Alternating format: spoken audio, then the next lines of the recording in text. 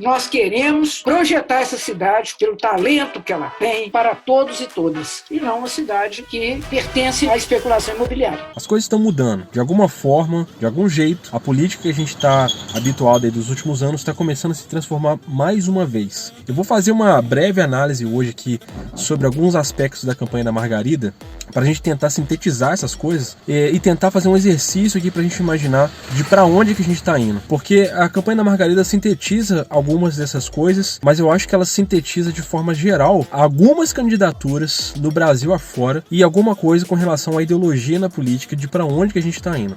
Eu decidi falar da campanha da Margarida porque a campanha dela é uma das campanhas mais diferentonas que a gente viu nos últimos anos aqui na cidade, e eu tô para falar que de repente seja uma das campanhas mais moderninhas que a gente tenha visto nos últimos anos, né? Não só porque ela tem uma estética moderninha, mas porque ela é muito corajosa também no aspecto de pegar uma leitura muito jovem, muito moderna, uma leitura digital, e colocar numa mulher com um pouco mais de idade. Para a gente entender o que está acontecendo na campanha da Margarida e nas candidaturas, de repente, no país todo, a gente precisa fazer um exercício de voltar alguns anos atrás. Se a gente voltar mais ou menos ali em 2005, 2006, quando os principais escândalos começaram a surgir nos governos do PT, a gente começa a entender todos esses escândalos, todos esses problemas que os governos de esquerda tiveram. Tudo isso foi trazendo um sentimento que praticamente sufocou a população. A gente foi chegando ano após ano com um esquema de corrupção atrás do outro. Isso foi deixando a gente cada vez mais sufocado com a política, cada vez mais indignado com as coisas, e isso foi fazendo se criar uma certa aversão ao que a gente tinha no poder e ao que a gente estava vendo no poder naquela situação. Então tudo isso culminou ali naqueles protestos de 2013, onde o pessoal falava aquele chavão de que o gigante tinha acordado e tal, né? Isso tudo já era um reflexo de um sentimento que estava sufocando a população e que dali pra frente só viria a se intensificar mais e mais e mais e mais. Quando a gente chega ali, anos pra frente, então onde a população queria respostas, queria ir pra algum lugar, queria assim, se a gente tava nessa posição aqui, a gente queria ir pra uma posição completamente diferente para obter respostas. E aí acontece que o discurso mais acalorado da direita, mais firme, mais forte, que veio trazendo naqueles últimos anos, foi onde a população se resguardou e se sentiu representada. Não porque a população era fascista, não porque a população tinha sentimentos ruins no peito, como muita gente pintou. Muitas pessoas pintaram na época assim, que quem votou no Bolsonaro era fascista que nem o Bolsonaro, que na minha opinião é um erro, porque na verdade as pessoas estavam muito sufocadas com tudo que estava acontecendo e queriam algum tipo de resposta, e via na fala do Bolsonaro e nas coisas que ele fazia uma resposta totalmente contrária àquilo que se vinha sendo feito nos últimos anos de governo. E por isso muita gente migrou, muita gente boa inclusive, muita gente que da sua família, muitos parentes seu migraram para isso. Mas aí por que eu tô dando essa volta toda para poder falar disso, para poder falar de campanha aqui em 2020 e tal? Porque a campanha que a Margarida trouxe, ela não é simplesmente uma campanha com uma estéticazinha moderninha nem nada não. A esquerda, parece que nessa campanha entendeu-se que você precisa se adequar. A campanha da Margarida, não só como a dela, como a de muitos outros, trouxe uma autocrítica muito importante. Parece que a esquerda entendeu que precisava rever alguns pontos, precisava rever algumas linguagens e principalmente preencher espaços onde a direita ganhou muita força. Por exemplo, a direita ganhou muita força na internet, ocupou espaços digitais, redes sociais, conseguiu mobilizar muita gente com discursos na internet, com pessoas que levavam palavra pra internet. Antes de tudo a gente precisa deixar bem claro que o nosso discurso não pediu aquilo que o governo disse que a gente pediu no dia 15. Ninguém estava aqui para pedir uma reforma política petista, para pedir um pacote anticorrupção que, ironicamente, afrouxa a lei anticorrupção e também já foi proposto pelo ex-presidente Lula. Isso fez uma diferença enorme nas eleições de 2018. Eu falava para muita gente, não seria o suficiente para eleger candidatos aqui em 2020. Quando você elegeu os candidatos em 2019 por aquele discurso buscando uma resposta, você não queria simplesmente um discurso que representasse a sua revolta, você queria respostas. Infelizmente, o nosso Brasil ainda não obteve essas respostas. Nós estamos com esse governo que trouxe essas indagações e trouxe esse discurso de enfrentamento, mas que ainda não conseguiu trazer respostas. Isso foi saturando, isso foi enchendo o saco das pessoas. As pessoas foram se cansando e foram esvaziando essa vertente, porque as pessoas queriam respostas práticas. É aquela questão que eu já falei em alguns outros vídeos. Você sustentar uma ideologia, mas sem fazer a compra do supermercado, sem ter o dinheiro para poder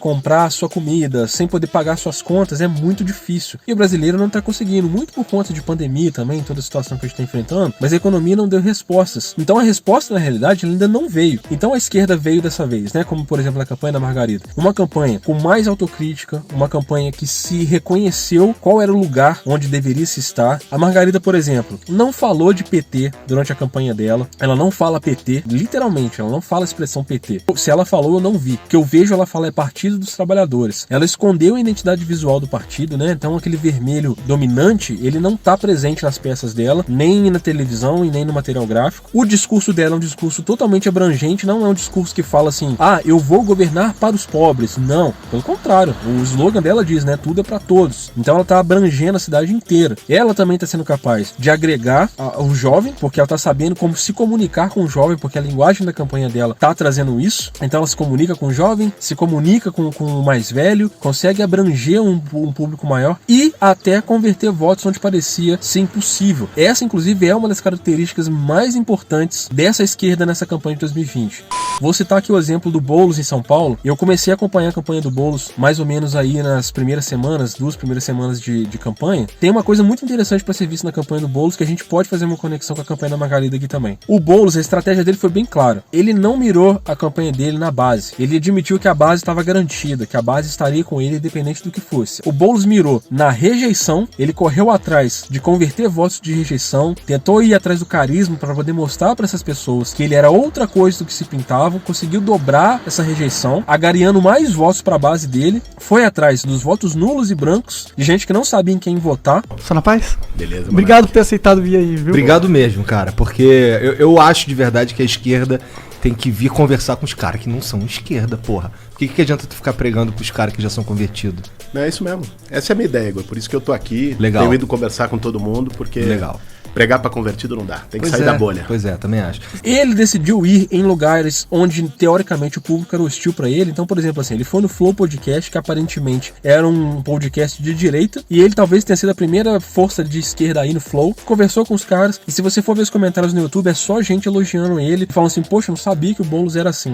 A esquerda tomou um tombo muito grande nos últimos anos e decidiu finalmente fazer autocrítica pra entender qual era a sua posição. Então, assim, a Margarida tá também nessa pegada, ela também tá vindo com a campanha mais abrangente, ela soube ser protagonista da sua campanha, ela tirou ali aquela coisa de ser a campanha do PT e passou-se a assumir que era a campanha da Margarida Salomão, e isso fez uma grande diferença porque a rejeição dela foi lá embaixo, porque as pessoas estão conseguindo ver qual é a qualidade da Margarida, quem é a Margarida parlamentar que possivelmente vai ser a prefeita de Juiz de Fora. Então você tira aquela sombra que o partido faz nela e você consegue ver a candidata e qual é a aptidão da candidata. Então ela conseguiu se emancipar do PT, no bom sentido, no sentido de fazer com que ela fosse a protagonista da campanha dela e se colocar à frente como alguém que veio para cuidar da cidade e não preocupada em atacar o adversário ou se proteger. Até porque, numa questão estratégica, a maioria dos candidatos decidiu não atacar a Margarida, porque normalmente as pessoas querem, pensam que vir com a Margarida no segundo turno é a melhor opção, porque, teoricamente, ela sempre chega no segundo turno e nunca ganha. Então todo mundo se resguardou de bater nela, porque falou assim, eu quero ir com a Margarida. Então ela conseguiu fazer uma campanha super sólida no primeiro turno, super propositiva, cheia de conversão. Como ela conseguiu se entregar como uma candidata preocupada com a cidade, enquanto os outros estavam disputando espaço na eleição, ela conseguiu se entregar com uma campanha. Então, sim, por mais que a pessoa tenha um dilema hoje em votar na Margarida, as pessoas diminuem um pouco esse dilema porque não vem o PT estampado ali. Eles estão vendo a candidata que tem anos de cadeira, que tem experiência, que traz emenda parlamentar para Juiz de Fora, que foi reitora da UFJF, que teoricamente teria essa base, teria esse estofo para ser prefeita, né?